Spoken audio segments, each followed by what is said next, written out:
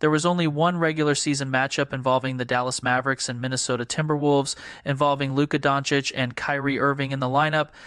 They each scored over 30 points, but even with that game on January 7, it happened before the trade deadline and Derek Lively was injured. Let's look at some things that can be taken away from it.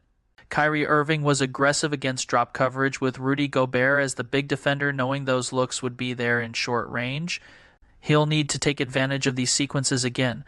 With Anthony Edwards guarding him, this is a good way to make him work by having to fight through a screen. Nothing complicated here, but the step-back three is an important tool for Luka Doncic against Jaden McDaniels in isolation. This shot falling opens up a lot. Guard-to-guard screens are a good way to create mismatches if the Timberwolves continue to soft switch. Irving has been aggressive hunting Conley in the post in previous matchups. Here he posts him up for a jumper. Putting Anthony Edwards into the action by having his man, which will often be Irving, be in a double screener action like double drag can create situations for Doncic to attack. Here he rejects the second screen with Gobert playing up to touch, then plays off 2 feet to finish against Karl Anthony Towns in the paint. When Irving attacks Conley, the Timberwolves tend to get aggressive with help defense, particularly by having Gobert engage him as a paint protector. Doncic was spaced in the weak side corner and took the jumper with Irving drawing a crowd.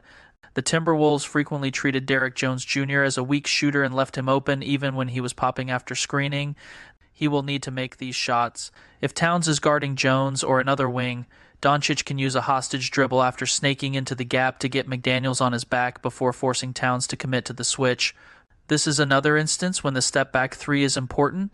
If Gobert is going to play up but not get into the ball when Irving uses a side ball screen, the pull-up three will continue to be there. Here, he makes the defense pay. This play begins with Irving running double drag, but Gobert shows then recovers to neutralize any advantage, so Irving kills his dribble. The focus shifts to a get action with Jones, forcing Towns to guard the action. Irving is crafty with splitting defenders, but against Minnesota, Gobert will be ready to protect the rim. One of the challenges with putting Doncic into off-ball actions is how aggressive the Timberwolves' perimeter defenders are with trying to jump passes, knowing they have Gobert anchoring the paint. This tends to become a drive funneled to the rim protector. Timing and spacing has to be on point. Pushing the pace can help create mismatches by getting in his step-up screens. Towns has to guard Doncic in this play. It becomes an empty corner isolation play where Doncic breaks him down off the dribble before getting to the between-the-legs step-back three. One strategy the Timberwolves used when trying to show and recover to help prevent a drive was to have the strong side help stunt before the on-ball defender could recover back into the frame. Even if it's not Doncic or Irving, pushing the pace can create some chances to leverage speed against a bigger front court, creating chances to attack the paint. The Timberwolves were vulnerable to breakdowns and double screener actions, with the focus being to keep a big in a position to protect the paint. If the big was playing up to the level, Doncic's deceleration step can throw off timing to create an advantage. When Doncic faces a hedge when playing out of double drag, he likes to split to attack the paint. This puts a lot of pressure on the low defender, which creates the chance to create an advantage using a Euro step. This was a great example of using Irving and Doncic off the ball with a screen-the-screener play, creating a wide-open catch and finish for Irving. Here's another instance of the Timberwolves leaving Jones wide open despite being one of the screeners in double drag, requiring Dallas to trust him to make the shot. Minnesota tried to flood the strong side with a help defender in front of the paint when Doncic tried to post up and create an advantage. Jones was the defender they rotated off of. This can create an opportunity for Jones to attack a defense that isn't engaging him on the catch, with him leveraging his athleticism against contact. Crashing the boards when Doncic draws 2 defenders on a drive will be important.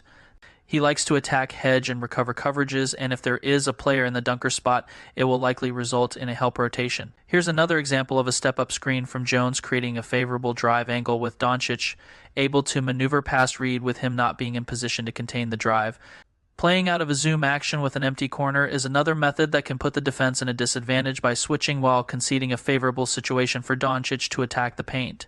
They do it too late here, but Minnesota is likely to flood the strong side in these situations. The Mavericks need to be aggressive on RE drives if they do manage to generate rim pressure. Here's an example of Doncic doing the heavy lifting to get the defense out of rotation before somehow throwing a no-look bounce pass to Irving to attack. He uses a shot fake while slicing his way throughout the lane before finishing. Irving has shown the ability to use his creativity on drives to create advantages against Gobert when he's guarding pick and roll. Changing pace to freeze up, Gobert has worked to create a scoop finish. Using a handoff to play out of triple threat can create a clean look for Doncic without him having to work too hard or take an off-balance attempt. He does it here by using a jab step before raising into the shot. Running a pin down to make Edwards have to chase Irving around a screen can create a clean catch to attack downhill. Here, Irving takes a short-range pull-up jumper. Edwards is effective at making plays on the ball, especially when trapping. Putting Irving as a screener in an action can backfire at times if it creates situations that Doncic gets trapped without option to hit with the pass. Given Jones's improved shooting results in the postseason, it'll be important how he continues to balance letting the shot fly on the catch versus using a shot fake for a drive. On attacks, being persistent on the offensive glass is key. If Gobert remains focused on taking away the rim roll on ball screens, Irving can snake into the gap to take a short-range pull-up jumper like he does here. With Gobert favoring protecting the paint out of a get action, Doncic is able to stay patient, waiting for his commitment to the paint before using contact on a step back along the baseline for the jumper. With Hardaway slipping the guard-to-guard screen, Doncic has McDaniels trailing him, creating a chance to get to his spot for a step back that he hits. A great example of pushing the pace. Doncic finds Irving open in the corner, with Edwards being late to get out on him. When Doncic is in a rhythm, he has the size to get to his spots by using contact to his benefit. He does it here for a step-back three in transition. Here's another example of multiple screeners creating a chance for Doncic to get creative. He splits the hedge with a spin move, then gets back behind the three-point line for a step back and hits it. If the Timberwolves try to late double Doncic while engaging him far off the perimeter, he can attack open space to get the rim. Another example of Irving's advantage, posting up Conley. He stays patient, waiting for off-ball defenders to recover before attacking, resulting in an inside move for a pull-up jumper. The Timberwolves trust McDaniels to hold his own on Doncic, and he does take contact before Doncic takes a step back from deep mid-range. These are shots Minnesota will live with. Getting creative with actions can pull Gobert out of the paint and leave a short window for Doncic to hit the big on a dive to the paint. He uses a no-look pass and darts the ball quickly to set up a catch and finish for the big. Irving's aggression and isolation will be important.